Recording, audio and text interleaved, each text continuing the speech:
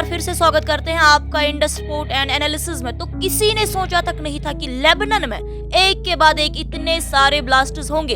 ये ब्लास्टर्स 17 सितंबर को शुरू हुए जब हिजबुल्लाह, जो कि इजराइल का एक बड़ा दुश्मन है, उसके कई इलाकों में अचानक से एक के बाद एक पेजर्स ब्लास्ट होते गए। बताया गया कि करीब 3000 लोग घायल हुए और 9 से 10 लोगों की मौत भी हो गई। इन धमाकों के बाद जरा आप देखिए कि इजराइल रुकता नहीं है, बल्कि और भी ज्यादा एग्रेसिव हो गया है और लेबनान में दूसरी वेव के धमाके भी हुए। जी हाँ, हिजबुल्लाह के जो फाइटर्स है वो अब इस डर में जी रहे हैं कि भैया कब कौन सी चीज फट जाए हमें पता नहीं। फर्स्ट वेव ऑफ एक्सप्लोजन में पेजर्स ब्लास्ट हुए, ठीक।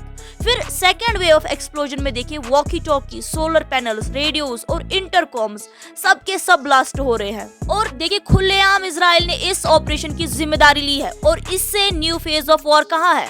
जी हाँ, इजराइल ने ओपनली डिक्लेयर कर दिया है कि जी हाँ, ये सब हमने किया है और तुमने अभी तक कुछ नहीं देखा, हम और भी बहुत कुछ कर सकते हैं। ये बात इजराइल के डिफेंस मिनिस्टर और आर्मी चीफ दोनों ने कही है। देखिए, अब आपके मन में सवाल होगा कि नई टेक्नोलॉजी के होते हुए हिजबुल्लाह पुरानी टेक्नोलॉजी का यूज क्यों करता था, है ना।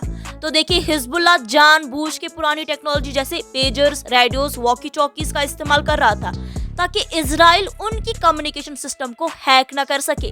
जी हाँ, इजराइल के साइबर डिफेंस फोर्सेस इतने स्ट्रॉन्ग है कि वो इजीली सब कुछ हैक करके इंफॉर्मेशन निकालेंगे। और अब उन्होंने लेबनान की पुरानी टेक्नोलॉजी को भी हैक करके ब्लास्ट शुरू कर दिए हैं। जी हाँ, और जैसे कि अभी आप शौक में हैं, मैं शौक में हूँ, ऐसे ही इजराइल के इस कदम से पूरी दुनिया दंग होके रह गई है।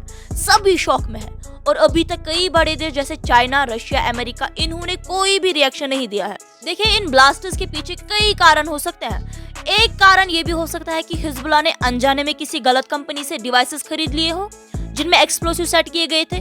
और इसके पीछे कई थ्योरीज भी हो सकती है। जैसा कि आप जानते हैं कि दुनिया का 90% ऑफ सेमीकंडक्टर्स ताइवान में बनते हैं और हो सकता है कि ताइवान से लेबनान तक आते आते रास्ते के बीच में ही इन डिवाइसेस में एक्सप्लोसिव सेट किए गए थे। दूसरी थ्योरी यहाँ पे साइबर वॉरफेयर की हो सकती है।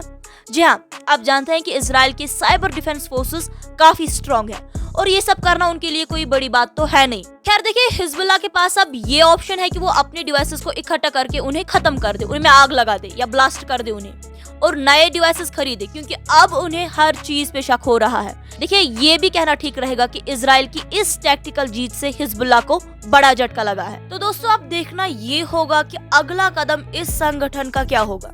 हमारी नजर इस मुद्दे पे लगातार बनी है, आप भी बने रहिए हमारे साथ। मिलते हैं अगले वीडियो में, तब तक के लिए आप अपना ख्याल रखिएगा। शुक्रिया।